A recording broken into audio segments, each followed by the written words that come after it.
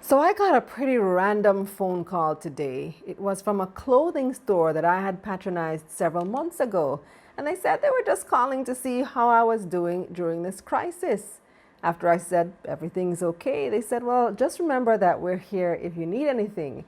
And I thought, what a nice way to stay in touch with your customers and ensure that you remain top of mind when they're ready to make a purchase. That's good customer service. And that's what we're talking about today, right here on Money Moves JA, brought to you in partnership with Exim Bank's Business Advisory Service.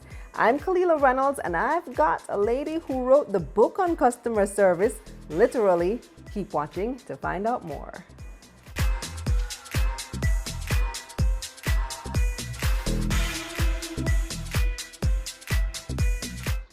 All right, so I'm joined by Yanique Grant. She's the author of the book, The ABCs of a Fantastic Customer Experience, the guide to limitless, happy, and loyal customers. Hi, Yanique. Hi, Kalila. Good morning. Tell me how you came to write this book. Well, it's been a thought of mine for quite some time. I've been in the customer experience arena for over 12 years. My degree is actually in hospitality and tourism management. So when I started my business in 2007, I think that was a little pre-recession, actually. So my business was born out of a recession.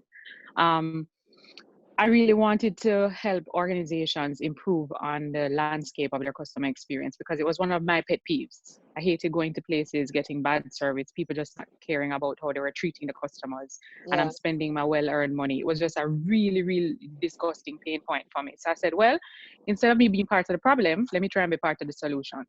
What industry were you in?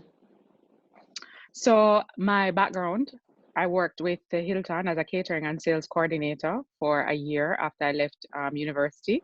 And then I worked, my dream job was to become a flight attendant with Air Jamaica. And when they put the ad out in the paper, 3,000 people turned up at Wow. the Jamaica Conference Center. They hired 19 out of the 3,000, and I was one of the 19.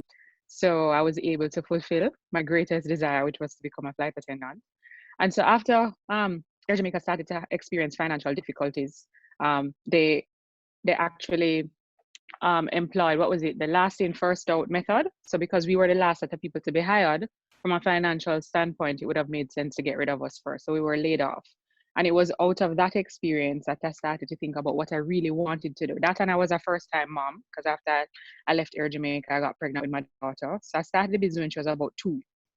That will And that motivate was you to pretty try much, find income, huh? yes, it will. It will for sure. And at the time when I started the business, I was working with Donna Duncan Scott. She's the most awesome boss that anybody could ever have. And she gave me a book called The Secret for my 26th birthday. And that book transformed my life. It's by Rhonda Byrne, and it talks about the law of attraction, that whatever you think about comes about. And it's just Very important for popular you to book in surround yourself. bookstores. It's always there. You always see that book in Exactly. bookstores. Exactly. She actually released a movie for the book that came out last month, actually. So those are the things that basically catapulted me to get into customer experience. And I mean, I love it, and I've been in it ever since. So I said, okay, I wanted to put everything into practice, and so I wanted to write a book. And I wanted to write something that was manageable, not something too thick and overcoming, especially knowing that I know my Jamaican people don't like to read. So the book is pretty it's small. It's about 42 pages in length. It's the ABCs of a fantastic customer experience. And each letter in the alphabet, because there are 26 letters in the alphabet, are listed in the book with different traits and characteristics that you can utilize to enhance customer experience in your business. So whether you're a big organization, let's say, for example, like a Victoria Mutual or a National Health Fund, you could purchase a copy of each for your employees as their little Bible and reminder. Let's say you're a small company, you only have 5 people. You can't afford to hire a consultant, you just can't afford the expense. You could purchase one copy, and maybe when you have monthly or weekly meetings, you could use this as a resource tool to focus on, let's say, for example, communication, which is a big thing in customer service, and to enhance the customer experience. And you talk to the team members about what the book has to speak about as it relates to communication. Maybe you find a YouTube video to back up what you're talking about. And that's what you would focus on for that week as it relates to enhancing your customer experience. So it really can work for small and large organizations. So give us your top 3 tips for customer service, because like you said, it was a pet peeve of yours, a pain point. It is for many, many, many, many Jamaicans always complaining about customer service. Give us your top 3. So especially now, I think even in the time that we're operating in now with this coronavirus and, customers having to limit their face-to-face interaction with organizations, I think being responsive is the number one thing that organizations should focus on. So I think when we were talking prior to this interview, I had mentioned to you that a lot of organizations have now put WhatsApp as a feature of how their customers can get in touch with their business. But I find what they're lacking is nobody's actually monitoring that channel for WhatsApp. So you'll message, case in point, 2 weeks ago, I had to WhatsApp a prescription from a helper to a particular pharmacy, and I sent the message at 10:35 a.m. and they didn't respond until after 2. And I mean, this is a platform where people expect you to be responsive. If you're going to put out that you're facilitating orders or questionnaires or queries or whatever it is via WhatsApp, you have to be responsive. So I think that's really critical for the organizations to be responsive. Yesterday, I had a similar experience. Yanique, because there was a particular company that was advertising that you could WhatsApp your order as well. It was a food item. So I WhatsApped the order probably like 5 minutes past 3 o'clock, and I didn't get any response. So I'm wondering, I wonder if they received the order. Showed up at the place, and turns out they closed at 3 o'clock. But the WhatsApp message had the 2 blue ticks on it. So I know that the message was read, but they didn't respond. They could have easily just said, hey, we close at 3 now, and it saved me a trip to that particular place. Or what they could also do is just utilize the automatic response feature, so that whenever you get a message past a certain time, you get an auto response that we're closed now and we open back whatever our business hours are. Simple things like that. Exactly. So really utilizing the features of these different channels that they're using. And next big thing is most organizations, especially the bigger ones, if they have a really robust website, especially like how, everybody's doing everything online now, they have this feature called live chat. Yesterday, tried to reach out to one of my banking institutions and I clicked on the live chat button and I sat on that computer for 30 minutes, said hello, no response. So I think it is critical at this time for you to be responsive and for you to ensure now is a good time for you to do an audit of your online channels to find out what's not working and what's working. Maybe there are some buttons that are clickable, but they're clickable to know that, it's not getting you anywhere. So if it's not working for the customer and they're having a poor user experience, then it's definitely going to impact the quality of the journey that you're putting this customer on. And it's going to leave a bad taste in their mouth and they're not going to want to, engage with you anymore. So that's number one, being responsive. And next is, I think, a big part of customer experience is exercising empathy. Now, I talk about this a lot in my customer experience workshops. And I find that, generally speaking, empathy is not a skill that you use when you're socialized at 1 and 2 and 3, right? It's something that you would probably develop as you get older. Experiences will help to deepen your experience in empathy, life experiences, but also your desire to satisfy someone else's desire for what they're looking for. Empathy is feeling with people. And I think I think Jamaicans mix up empathy and sympathy. So let's say, for example, you have a death in your family. And, typically people will call and they'll say, boy, I know exactly what you're going through. And, we have to be mindful. Sometimes we say things because we're trying to be nice, but it doesn't come over as empathy, it comes over as sympathy. Sometimes not saying anything at all and just sitting down and listening to what the person is saying to you is more exercising empathy than saying something or trying to offer words of comfort, because sometimes the words is not what the person is actually looking for in that moment. So I think as an organization, if you can get your team members to really understand empathy and exercise it, but as a leader, you have to exercise it as well. Empathy means during this time, you need to try and figure out what your team members need. How can you show them empathy as it relates to maybe how they're managing their families at home, how they're juggling their work from home, how they're balancing, just not expecting them to be all that they were when they were physically in the workspace, because the reality is we're all having challenges adjusting to this new normal. And as many programs that I've watched over the last couple of weeks says, this isn't going to change. It's going to be pretty much like this for a very long time. So we really have to adjust and try to exercise empathy as much as possible. And then I think you said 3, right? Yes, give me the third one.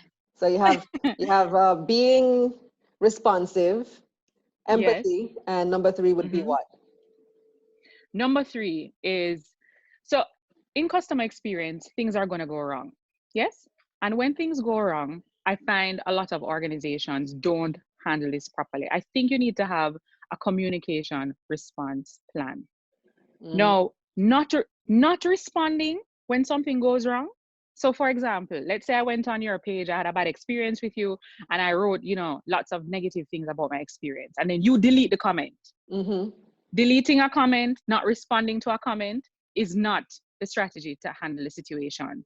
What you need to do is migrate the customer off of that public platform and have a one-on-one interaction with them to try and quell the situation. But Mm-hmm. most importantly, don't delete it, because we're in a period now, Kalila, where people can screenshot the post Mm-hmm. that I would have made. They can take that screenshot and repost it somewhere else. So you deleting it thinking, Absolutely. oh, It's gone it's away gonna and it's not. disappear. And it only makes you look And even worse because if I exactly. screenshotted it and post it and then somebody goes on your page and it's not there, then it's obvious that you deleted the comment and it looks like you're trying to hide something. Exactly. So I think it's important for you to have a communication response plan for when things go wrong. What are you going to say to the customer? How are you going to apologize? What strategies are you going to take to make it better? And your team members need to know what that response plan is. They need to know what to do when things go wrong, because the reality is things will go wrong. We're not perfect. We're human beings. And sometimes we may say or do things not intentionally, but to the customer, it's perceived as a negative experience. And one of the things we have to realize is perception is reality to the person that perceives it. So even though my intention is to give you great service, if you think you got bad service, that's your reality. Yanique, how do you as a business remain engaged with your customers? Let's say you're in retail, so you're selling particular items and your business depends on customers walking in that door. But in this time of social distancing, you're not getting that foot traffic that you used to get. How do you remain engaged with your customers in this time? So if you're in retail and you are used to customers walking in, you have to figure out a way to get in touch with them outside of the face-to-face interaction. And so the online experience is definitely something that you have to look into, whether it's through social media, you have Instagram, you have Facebook, or you're going to use your website and have an e-commerce platform attached to it by which your customers can actually purchase items, or you're going to have a delivery option where they can still purchase their things through you, whether it is they call in the order or they WhatsApp in the order or they direct message in the order, and they can come and pick it up. Or you have a delivery option where you form collaboration or alliance with a delivery company and have them deliver it to the customer. So there are many different options that you have that you can migrate the service offline. But what we need to do is we need to ensure that we translate that same seamless and effortless experience that they would have had face to face into the offline experience, the online experience, sorry. So if you're delivering something and your timeline, let's say when I come in store, it doesn't take me more than 5 minutes to come in, pick up a shirt or, whatever it is I'm picking up that's retail. And it's pretty much, go to the cash register, cash and move out. The same experience needs to exist if you're going to have the customer come and pick it up, or if you're going to choose a delivery method. They need to see where the order is along the way, similar like the Amazon experience. So you can see where your package is. You can see that it was picked up. You can see that it's going to be delivered within 5 minutes, so that they feel in control of their experience. It needs to still be an effortless experience for the customer, even though it's not face to face. Hmm. I said in the introduction to this video, Yanique, that I got a phone call from a business that I patronized some time ago, just reminding me that hey, we're here in case you need anything, and when you are ready, because you might not be spending money right now, but when you are ready, we're still here, and you can just drop by and check out our stuff. Is that a good Mm-hmm. idea? A good approach? Well, I think their intention was good, of course, because they want to keep front and center of mind so that they know they remind you that they're still in existence. However, you don't have to come over with a hard sell for customers now, because people are watching their cash flow very much, and they're only spending on things that are considered to be urgent and Right. important. So the reality is, if we're operating from home, there's so many clothes you can wear in your home.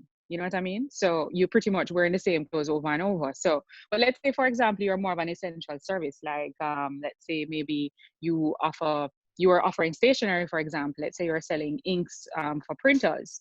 You would still want to remind your customers that you're still in existence, because if you have children and they're going to school and they have to be homeschooled and they may need to print things from time to time, your printing services or the ink or whatever it is that you supply would still be relevant to customers. So you'd still want to keep front and center of mind. Maybe you could offer a discount. Probably you could even look at a loyalty program now to say this customer has been shopping with you for X amount of years, and as a result of that, they're entitled to a discount, and you could, pretty much offer different things. Many organizations are offering alliances, free options. There's a calendar app that I use that their integration is with Zoom, and they're offering free integration until the end of June. So there are options out there. There are options out there for you to ensure that you are actually giving some value to your customers and not letting them feel stressed about using your service. These are all really good tips, Yanique. I feel like I could talk to you all day and you'd never run out. But you have a whole alphabet there. Yes, I do. I have a whole alphabet. So head on over to Amazon. It's available in paperback and ebook. It's a great tool. It can definitely help you during this period.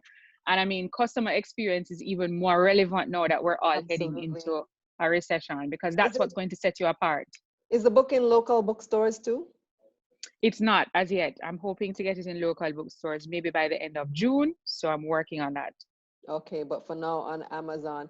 But then if you have people in Jamaica who want to buy it, it's probably more convenient to find you and purchase a copy in person than buying that it is Amazon, correct. Wouldn't it be? That is correct. So they can reach out to me on any of my social platforms, and I can definitely get them a copy directly.